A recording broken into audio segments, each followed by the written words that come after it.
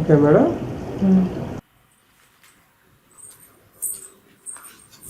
So what is a case statement? Case expression 0, when expression 1 and 2, then we are printing some statements. If not expression 3 and 4, then we are printing some other statements, else we are printing some other statement and. So if you see the example to print the even or odd, I am checking whether I am taking the a value equal to 10, I am checking whether a percentile 2 is correct or not. So 10 percentile 2 is 0, then I will print even. 10 percentile 2 is 1, then I will print odd. If not, I will print it is a invalid number. Puts is the method used to give the output. Here 10 percentile 2 is 0, so I got the output as even. So see one more example for case statement. So I have taken average as 80, and when average is 70.1, you should give grade 1. When average is 60 to 70, you should give grade B. When average is 50 to 60, you should give grade C. Otherwise, you should give fail. So what will be the output of this program?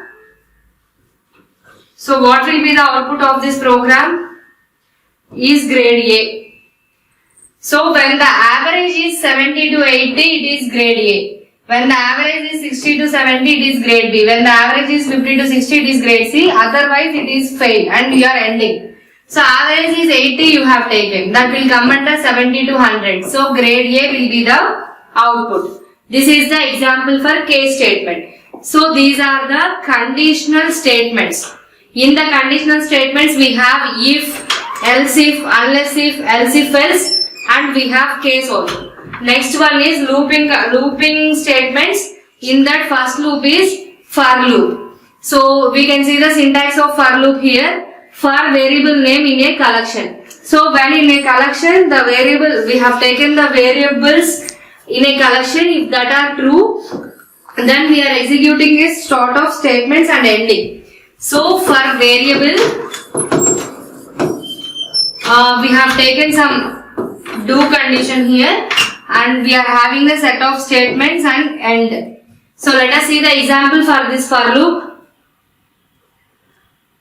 So for I equal to 0, I less than n, I plus plus, or else for y equal to n, end. So this is the syntax for the for loop. You are having a variable name and you are having some in a collection and you are having do statement and statements, then end. What can be the example? For I equal to n, I plus plus, or for I equal to n, break. All these are the examples for loop. So the next one is while loop. So while condition, expression, statements, end. For loop and while loop, the syntax is same. While condition, statements, end. This is the example for factorial. So while conditions do, statements, end. Here do is also optional. If you want, you can have. Like how then is optional in conditional statements, in looping statements do is optional. So if you want, the syntax for loop and the syntax for while loop both are same. We are having the same syntax for loop and while loop also. But here the word will change.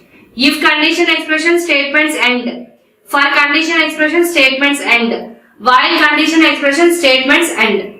So we are having the program of finding the factorial of a number. To find the factorial of a number, while condition statements end. Simply, the word do is optional here. So this is the syntax for loop. This is the syntax for while loop. And this next one is until loop. So what is a loop in the computer programming? Executing a piece of code repeatedly until the condition is reached. It is a loop. So what is the definition of loop in any programming language? You should execute the piece of code repeatedly until the condition is reached. That is loop. So what we have learned so far from C, C++ and Java, executing the piece of code repeatedly until the condition is false is called loop. Actually, what is a loop? Executing a piece of code repeatedly until you reach the condition. That is loop. But in C, Java, what you have learned? Executing a piece of code repeatedly until the condition is false. See, if I tell you I greater than or equal to n, if I tell you until I greater than or equal to n, you will execute this. That is a loop. What is the meaning of loop in C, and Java? You should execute a group of statements or you should execute a piece of code repeatedly until some condition is false. But actually, what is a loop? Piece of code should be executed repeatedly until the condition is reached. So what does this until loop in a Ruby programming? What do you mean by this until loop in Ruby programming? So until loop works very quite opposite. Until loop executes a piece of code repeatedly until the condition is true. This is about Ruby programming. In some other programming languages, loop is executed repeatedly until the condition is false. But in Ruby programming, loop is executed continuously until the condition is true. Or else, if the condition of until loop is false, then statements inside the loop will be executed until the loop is terminated. So let us see first general meaning of loop. Execute some sort of statements repeatedly. So meaning of loop in C and C++. Execute the statements until the condition is false. Meaning of loop in the Ruby. Execute the statements repeatedly if the condition is true. In some other cases, in Ruby programming, if the statements are false, or in some other cases in Ruby programming, if the loop condition is false, then you should execute the statements inside that loop. So let us see the example. Again, I am having the factorial of the program as an example, but very simple. Until is a loop here. So until true you should execute or until false you should execute. If false, then statements are executed. So until condition expression do, statements end. So until I greater than or equal to I less than or equal to n, condition statements end. Until I less than or equal to n, do factorial statements end. But simple thing you should remember is loop in any other programming language is different. Loop in Ruby programming language is different. If the condition is true, loop will execute repeatedly. If the condition is false, statements inside the loop are executed. Simple. In Ruby programming, if the condition is true, loop will execute repeatedly. In Ruby programming, if the condition is false, statements inside the loop will be executed. Simple about. This is the simple thing about unless loop. So next one is unconditional loop called as loop only. We have the unconditional loop. So see the unconditional loop. The name of the unconditional loop itself loop only. So loop do some statements and this is the syntax. Unconditional loop, name itself loop. So loop do some statements and this is the syntax of unconditional loop. Now let us see what we have discussed till now. So we have started control structures. Control structures are divided into conditional statements, conditional loops, unconditional statements. First we started conditional statements. If else, unless statement, else if, unless else if else ladder, case statement. These are conditional statements. What are the loops? For loop, while loop, until loop are the conditional loops. What is a unconditional loop? So what is a unconditional loop? Unconditional loop itself named as a loop. Loop do statements end. So loop do statements end. That's it. This is the example of unconditional loop. Only one unconditional loop we have, that is also named as loop only. And the last one, unconditional statements. So what are the unconditional statements? Next topic is unconditional statements.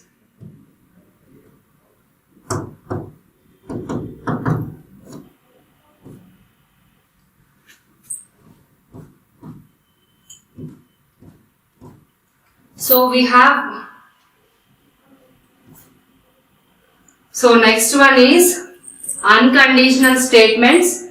Unconditional statements are break statement, next statement, redo statement. So this is the unconditional statement 1, which is a break statement. So I am using the for loop here. For I in 1 to 5, if I equal to 5, then break, end, put I, end. So I am taking for loop here. I am taking I, and I value should be equal to 5, then you should break. And I will be in between 1 to 5 only. So first one is the break statement. This break statement is similar to other programming languages break statement also. I am taking the variable I am taking the for loop.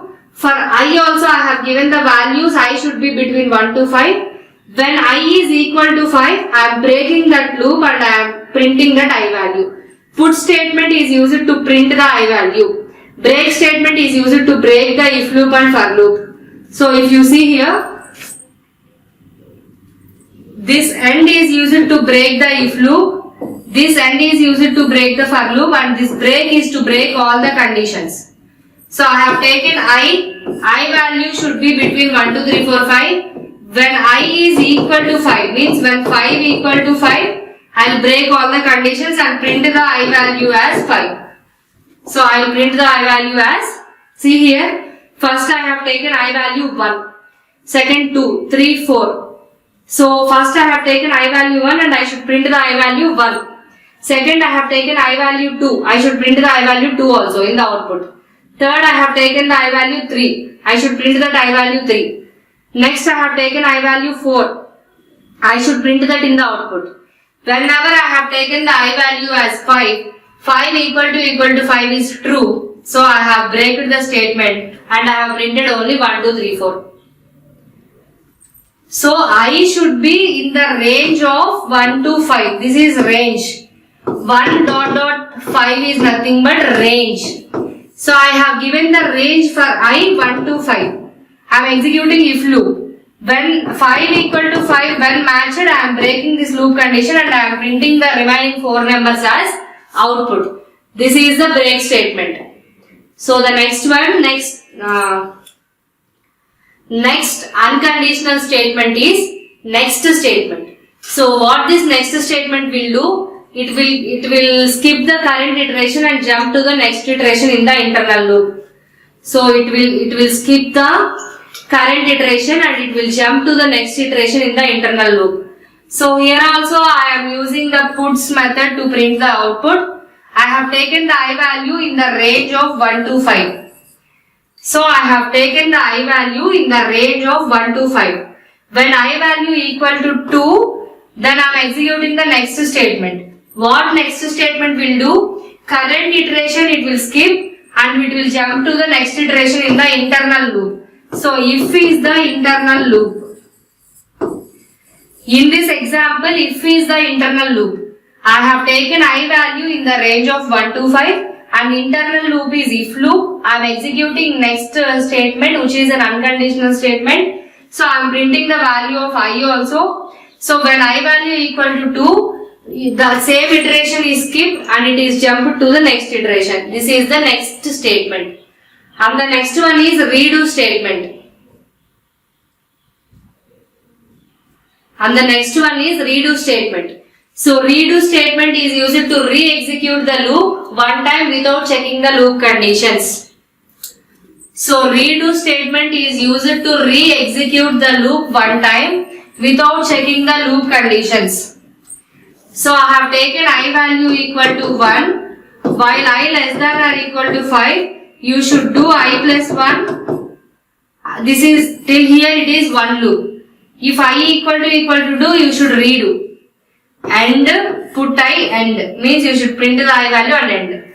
First we have taken the 1 value, checking 1 less than or equal to 5, true. So I equal to 1 plus 1, 2. When I value is 2, you should skip that 1 and next to all things you should print. So 3, 4, 5, 6 are printed. I values I have taken from 1, 2, 3, 4, 5. But I am checking the internal loop condition I equal to 2. When I equal to 2, we should not execute that and re-execute without checking the condition. So by that we got the output 3, 4, 5, 6. So redo statement is used for re-executing the loop one time without checking the loop condition. Re-execute the loop one time without checking the loop condition. For that example, we got 3, 4, 5, 6 as the output. Because after the condition is true, we are re-executing it without checking the condition. I less than or equal to 5 condition is not checked. And we are executing the loop once again without checking the condition. So we got 6 also in the output. According to the program, we will get 3, 4, 5 as the output. But what we should do when we are using redo, what we should do? We should re-execute all these things without checking the loop. Then we got 6 also as the output. Let us see one more example. So redo is used to re-execute the loop one time without checking the looping condition. So here redo is used when I value is 2. So we got the output as infinite loop. See here, I value is 1. It should be less than or equal to 5, true. So 1 printed. I value 2. It should be less than or equal to 5, true. This condition accepted, but I equal to 2 also we are doing. When this condition is true, we are going into redo. That also nice only. We can print I value, that is also nice. But I plus plus we are doing after ending all these things. So here we will go into a infinite loop. In the previous example, I value is 1 and 1 less than 5, all the things are good. And when 2 equal to 2, we are redoing the statement, re-executing the statement without the condition, everything is fine. But in this example, after printing the I value after checking first condition, this loop is doing I equal to I plus 1. For that it will go into the infinite loop condition. So what all we have seen? So we have started control structures. In that conditional statement like if, unless, if else, else if, case statement we have seen. Then we have seen the conditional loops, for loop, while loop, until loop. Then we have seen the unconditional loop itself. Then we have seen some unconditional statements like break, next, redo. So by this we will end the today's class. So by the control structures I am ending the today's class. In the next class we will see how to declare an object. In the next class, we can see how to declare an object. Thank you. Okay, madam.